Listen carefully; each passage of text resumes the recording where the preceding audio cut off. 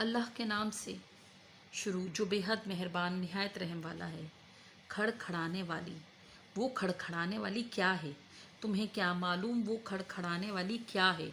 जिस दिन इंसान बिखरे हुए परवानों की तरह हो जाएंगे और पहाड़ धुनी हुई रंगीन ऊन की तरह हो जाएंगे। बस जिसके पलड़े भारी होंगे वो मनपसंद ऐश में होगा, और जिसके पलड़े हल्के होंगे तो इसका ठिकाना हाविया है। और तुम्हें क्या मालूम वो क्या है? वो दहकती हुई आग है। अल्फाज मायने। अलकारिया, खड़खड़ाने वाली। वमा अदरा का, और तुम्हें क्या मालूम। कल फिराश, जैसे परवाने। मबसूस, बिखरे हुए। कल एहने, रंगीन ऊन। मनफूश, धुनकी हुई ऊन। सकुलत, भारी। मवाजीनहु, जिसके पलड़े। खफ़त, हल्के। ईशतुर्रादिया, मन पसंद ऐश। हावियत, गहरी खाई। नार, आग।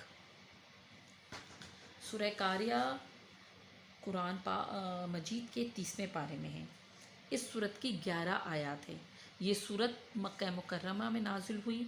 इस सूरत में अल्लाह ताला क़यामत के कायम होने का ज़िक्र करते हैं। अलकारिया यानी खड़खड़ाने वाली। अलकारिया हकीकत में क़यामत का ही दूसरा नाम है। जब क़यामत आ जाएगी तो लोग बिखरे हुए परवानों की तरह होंगे। इसी तरह पहाड़ रंगीन धुनी हुई ऊन की तरह हवा में उड़ रहे होंगे। इसके बाद अल्लाह ताला आखिरत में हिसाब व किताब का जिक्र करते हुए फरमाते हैं, जिसके नेक अमाल का वज़न ज़्यादा होगा वो मनपसंद और आराम की ज़िंदगी में होगा, यानी जन्नत में जाएगा। जिसके नेक अमाल का वज़न कम होगा इसको गहरी खाई यानी जहन्नुम में फेंक दिया जाएगा। इसके साथ ही अल्लाह ताला ने ये भी वाज़े कर दिया कि वो यानी जहन्नुम एक खाई नहीं होगी, बल्कि वो दहकती हुई आग से भरी हुई होगी। इस सूरत से हमें क्या मैसेज मिलता है? इस सूरत में हमें ये मैसेज मिलता है, हमें ये पैगाम मिलता है कि हमें अल्लाह ताला और इसके रसूल हज़रत मोहम्मद सल्लल्लाहु अलैहि वसल्लम के बताए हुए तरीक़ों के मुताबिक ज़िंदगी गुजारनी चाहिए और ज़्यादा से ज़्यादा नेक आमाल करने चाहिए, ताकि हम आखिरत में सुरखरू हो जाएं और अल्लाह ताला ही हमें अपने फ़ज़ल से जन्नत अता फ़रमाए।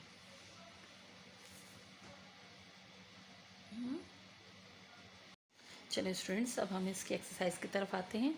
अच्छा, क्वेश्चन आंसर जो हैं हमने खुद बनाए हैं, ये पीछे वाले क्वेश्चन आंसर नहीं लेंगे हम, यानी सवाल जवाब हम अपने ले रहे हैं, ठीक है। सूरतुल कारिया कौन से पारे में है और कब नाजिल हुई? यहाँ पे देखिए, सूरतुल कारिया कुरान मजीद के 30वें पारे में है। इस सूरत की 11 आयत हैं। ये सूरत मक्का मुकर्रमा में नाजिल हुई। यहाँ तक आपका सवाल एंड हो गया, ठीक है। सूरत अल-कारिया से सवाल नंबर 2, अल-कारिया से क्या मुराद है, ठीक है। अल-कारिया यानी खड़खड़ाने वाली। अल-कारिया हकीकत में क़यामत ही का दूसरा नाम है।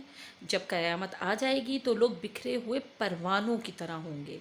इसी तरह पहाड़ रंगीन धुनी हुई ऊन की तरह हवा में उड़ रहे होंगे। ये आंसर है क्वेश्चन नंबर 2 का, ठीक है। सूरतुल कारिया में अल्लाह ताला ने किस चीज़ का जिक्र किया है?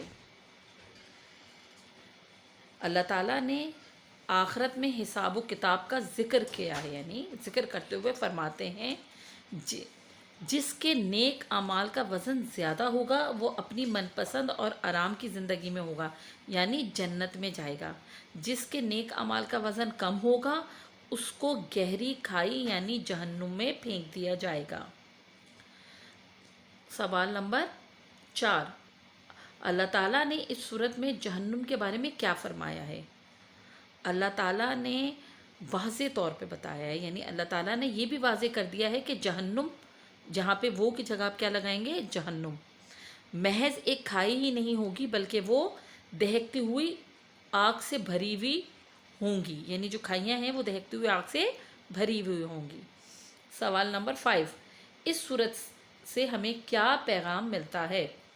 इस सूरत से हमें ये पैगाम मिलता है कि हमें अल्लाह ताला और उसके रसूल हज़रत मोहम्मद सल्लल्लाहु अलैहि वसल्लम के बताए हुए तरीक़ों کے مطابق زندگی گزارنی چاہیے اور زیادہ سے زیادہ نیک اعمال کرنے چاہیے تاکہ ہم آخرت میں سرخرو ہو جائیں اور اللہ تعالیٰ ہمیں اپنے فضل سے جنت عطا فرما دے. ٹھیک ہے، یہ کوشچن آنسر آپ کریں گے. چلیں پہلے میں آپ کو ڈیفائن کروں. پہلے آپ اس کا ٹائٹل پیج بنائیں گے، پھر آپ اس کا ترجمہ لکھیں گے، اس کے ڈیفیکلٹ ورڈز لکھیں گے، پھر اس کے بعد آپ کوشچن آنسر کریں گے. پھر آپ آ جائیے، اس کی ہے یہ کوشچن نمبر 2 خالی جگہیں. یہ آپ کو دکھ رہا ہے ادھر، یہ رہے. پہلی ہے، اور تمہیں کیا معلوم وہ ڈیش کیا ہے؟ کھڑکھڑانے. کھڑکھڑانے والی.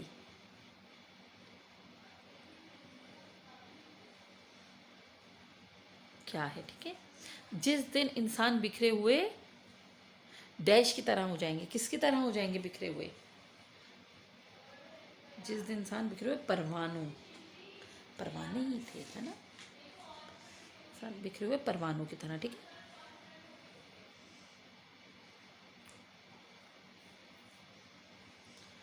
جس کے نیک اعمال کا وزن زیادہ ہوگا وہ جنت میں ہوگا. زیادہ. ٹھیک ہے. چلیں، لائن کی مدد سے سورۃ القاریہ کی آیات کو ان کے ترجموں سے ملائیے. ٹھیک ہے. القاریہ پہلا والا جو ہے اس کا ہے آنسر کھڑکھڑانے والی. وہ کھڑکھڑانے والی کیا ہے؟ تمہیں کیا معلوم وہ کھڑکھڑانے والی کیا ہے؟ اچھا، یہ تھوڑا سا نا مکس ہو گیا ہے. ٹھیک ہے، تو ہم ادھر ڈال دیتی ہوں میں نمبر 1. ٹھیک ہے، یہاں سے آپ دیکھ لیجئے گا، یہ نمبر 1 پہ ہی آئے گا. نمبر 2 یوم یکون الناس، جس دن انسان بکھرے ہوئے پروانوں کی طرح ہوں گے. یہ چلا گیا، یہ رہا. دکھ رہا ہے آپ کو؟ یہ یہاں سے ملا ہے. میں ادھر نمبر بھی ڈال دیتی ہوں 2. ٹھیک ہے. پھر ہے وَتَكُونُ الْجِبَالُ، یہ ہوگا اس کا آنسر منفوش، اور وہ پہاڑ دھنی ہوئی رنگین. یہ رہا اس کا آنسر، یہ ملایا ہوا ہم نے. ٹھیک ہے، یہ رہا. تو یہ آ گیا 3. ٹھیک ہے. 4 میں ہے، 4 کا آنسر ہوگا آپ کا پس جس کے پلڑے نیک اعمال بھاری ہوں گے اور وہ من پسند عیش میں ہوگا. ٹھیک ہے، یہ رہا. ٹھیک ہے، اس کا آ گیا یہ آنسر 4. ٹھیک ہے. 5 میں ہے الحاویہ، اس کا آنسر جائے گا آپ کو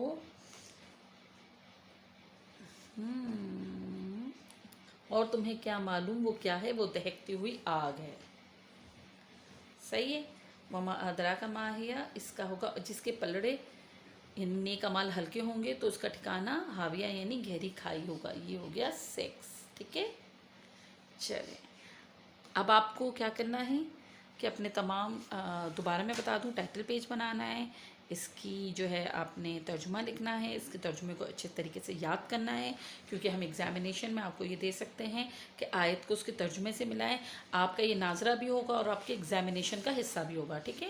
اور آپ نے جب یہ اس کی ترجمہ لکھ لینا ہے تو اس کے الفاظ معنی یعنی اس کے میننگ لکھنے ہیں. پھر جو ہم نے کوشچن آنسر آپ کو کرائے ہیں، آپ نے وہ کوشچن آنسر کرنے ہیں. ٹھیک ہے. پھر اس کے بعد آپ نے خالی جگہ پور کرنی ہے، یہ آپ کو لکھنا ہے. اچھا، لیکن یہ ہے نا سرگرمی جو آپ کی آیت کو ترجمے سے ملا ہے، اس کو آپ کو کاپی پہ اتارنے کی ضرورت نہیں، اس کو اسی میں لکھ لیجیے گا. ٹھیک ہے. میں نے ادھر آپ کو اس کی لکھوا بھی دیا ہے. آپ اس کو کیجیے گا ایسا ایک کام کہ اس کو رنگین کلر پینسل سے ملا لیجیے تاکہ آپ کو ڈفرینس نظر آئے. یہ میں نے جو ہے نا ایک ہی کلر سے ملا لیا، اس لیے ایسا پرابلم آ رہا ہے. آپ لوگوں نے کیا کرنا ہے، جیسے میں نے نمبر بھی ڈال دیا، آپ نے اس کو ایسے کر لینا ہے اور اب اس کام کو کمپلیٹ کر کے رکھنا ہے.